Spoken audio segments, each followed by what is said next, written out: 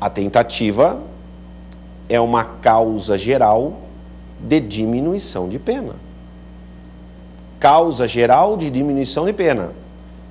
Causa geral porque está na parte geral, Silvio? Não. Porque é uma norma geral que se aplica aos crimes em geral, independentemente de estar na parte geral ou na parte especial. Ok? Então aqui fica uma dica. Nós não podemos fazer esse raciocínio. Ah, norma geral é a que está na parte geral e norma especial é a que está na parte especial do Código Penal. Não. Nós podemos ter uma norma geral na parte especial do Código Penal. Por exemplo, o conceito de funcionário público para fins penais. Está na parte especial do Código Penal, mas é uma norma geral. Tranquilo? Bom, voltando ao tema. A natureza jurídica da tentativa. A tentativa é uma causa geral de diminuição de pena. Porque nos crimes em geral, ela diminui a pena de 1/3 a 2/3, em regra. Em regra. Como é punida a tentativa?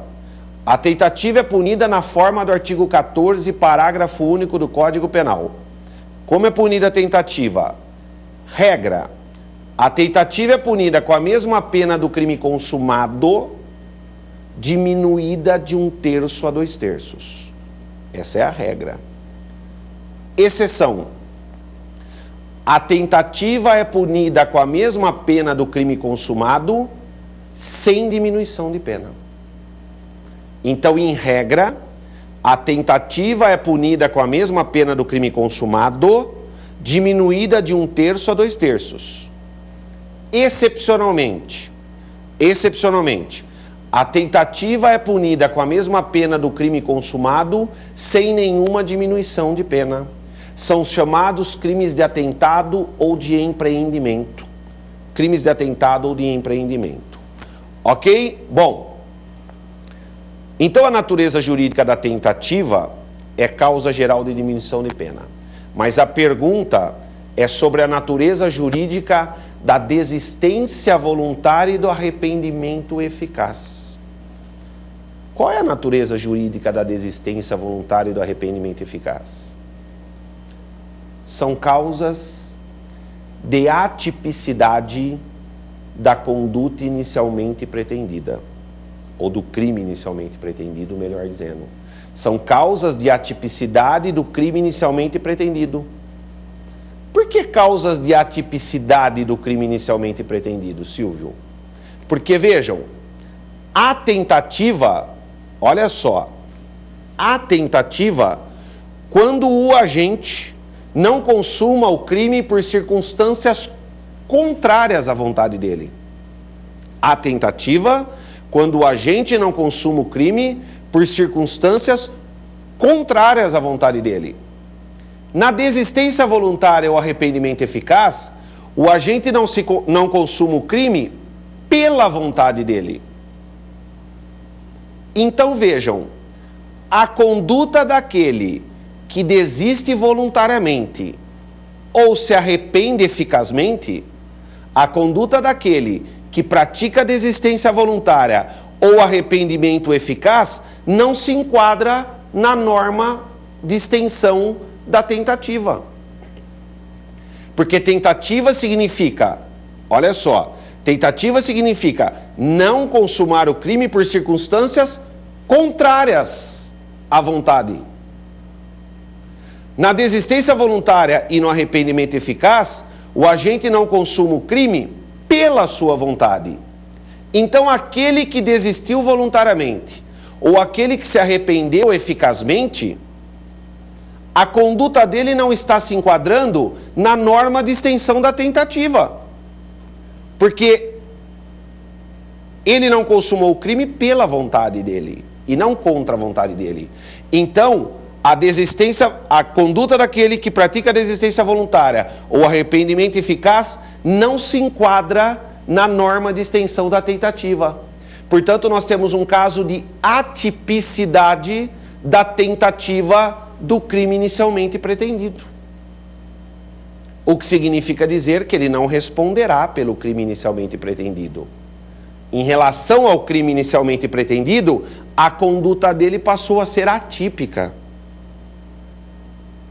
Ele vai responder pelos atos já praticados.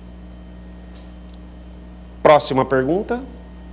Professor, o arrependimento posterior confunde-se com o arrependimento eficaz? O arrependimento eficaz, o agente esgota os meios de execução disponíveis, em seguida arrepende-se e evita a consumação do crime. O exemplo dado anteriormente. O infrator tem 3 munições. Ele desfere os 3 disparos na vítima, em seguida se arrepende, socorre a vítima para o hospital e salva a vida dela. Isso é arrependimento eficaz, que gera uma atipicidade da tentativa, porque aquele que se arrependeu eficazmente não consumou o crime pela sua vontade. Portanto, a sua conduta não se enquadra no tipo penal da tentativa. Ok. E ele só responderá, no arrependimento eficaz, ele só responderá pelos atos já praticados. Nesse exemplo que eu dei dos disparos de arma de fogo. Ele não responderá pela tentativa de homicídio, responderá por lesões corporais. Silvio, e se ele socorre a vítima para o hospital e ela morre? Bom, se nesse mesmo exemplo ele socorre a vítima para o hospital e ela morre, foi um arrependimento ineficaz. Não foi um arrependimento eficaz. Então é claro que se a vítima morre, ele responde por homicídio consumado. Ok. Isso é arrependimento eficaz. Causa de atipicidade do crime inicialmente pretendido, que faz com que o agente só responda pelos atos já praticados. Nada a ver com arrependimento posterior.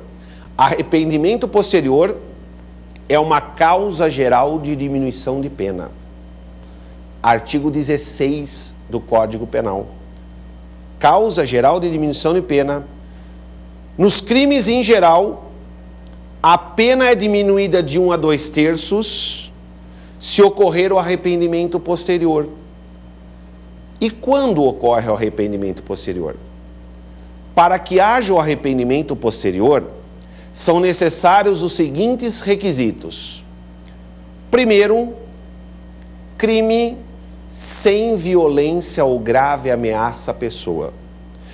Portanto, vejam, não cabe arrependimento posterior em crimes praticados com violência ou grave ameaça à pessoa. É cabível arrependimento posterior no furto. Não é cabível arrependimento posterior no roubo. Porque é crime com violência ou grave ameaça à pessoa. O bem pode até ser restituído, mas a lesão, a violência ou a grave ameaça praticada não tem como ser desfeita.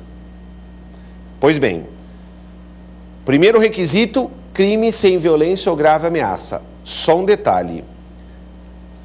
O que impede o arrependimento posterior é a violência dolosa. A violência culposa não impede o arrependimento posterior. Por exemplo, é possível arrependimento posterior no crime de lesão corporal culposa.